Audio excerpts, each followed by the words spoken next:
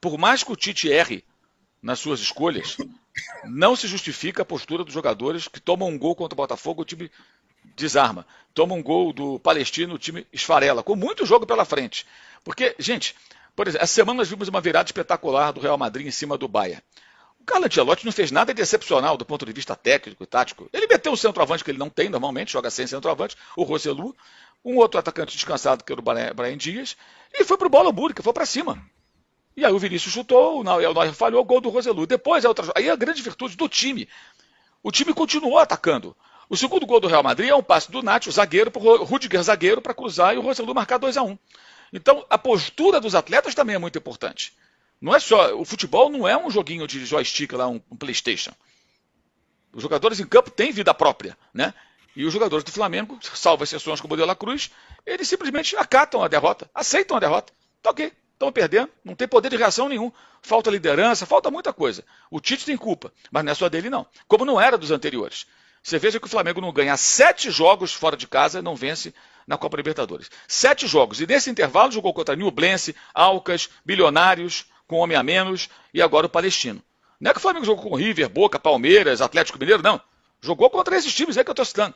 E há 7 partidas não vence fora de casa, com 3 técnicos diferentes, de estilos diferentes e de nacionalidades diferentes. Um português, Vitor Pereira, um argentino, Jorge Sampaoli e agora o brasileiro Tite. Será que a culpa é só do técnico? Mas, enfim, é muito conveniente para a diretoria sempre pagar a multa, dinheiro do falta, né? E jogar a responsabilidade no técnico da vez.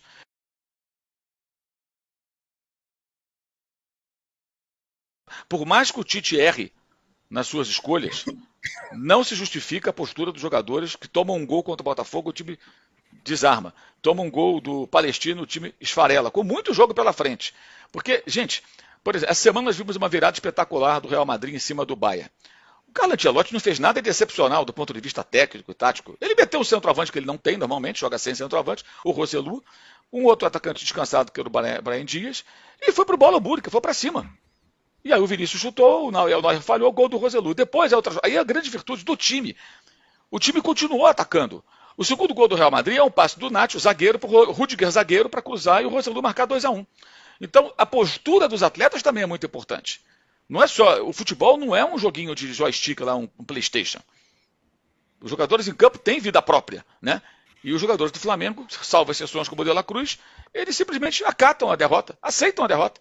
Tá ok, estão perdendo, não tem poder de reação nenhum. Falta liderança, falta muita coisa. O Tite tem culpa, mas não é só dele não. Como não era dos anteriores.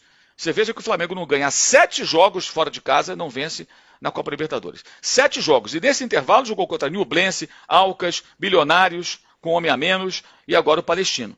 Não é que o Flamengo jogou com River, Boca, Palmeiras, Atlético Mineiro, não. Jogou contra esses times aí que eu estou citando. E há 7 partidas não vence fora de casa, com 3 técnicos diferentes, de estilos diferentes e de nacionalidades diferentes. Um português, Vitor Pereira, um argentino, Jorge Sampaoli e agora o brasileiro Tite. Será que a culpa é só do técnico? Mas, enfim, é muito conveniente para a diretoria sempre pagar a multa, dinheiro do falta, né? E jogar a responsabilidade no técnico da vez.